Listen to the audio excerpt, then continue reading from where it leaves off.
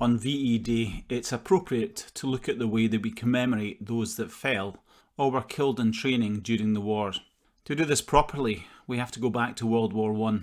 Prior to that conflict, it was the tradition to bury officers who had died on the field in individual graves. The common soldiers were herded into mass graves. World War I changed that. The nation expected that their loved ones, no matter what their rank, should be laid to rest in their own plot. Wealthy families should not have the right to ornate graves over the remains of their loved ones. All should be treated with the same dignity and respect.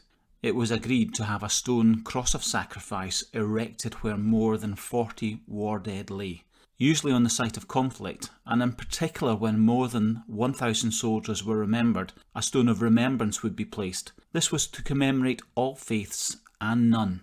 In Belgium and France especially, you will see the graves of Hindus and Sikhs alongside those of other faiths. There are 2 cemeteries in South Ayrshire where more than 40 war dead lie, and both of these have a cross of sacrifice. At the Holmeston Cemetery in Ayr, as you walk into the gates, look to your right at about 2 o'clock. There will you see the Portland Stone Cross commemorating the 209 individuals from all parts of the world who are buried there. Most of these are identified. However, a number are unidentified and bear Rudyard Kipling's famous epitaph, "Known unto God."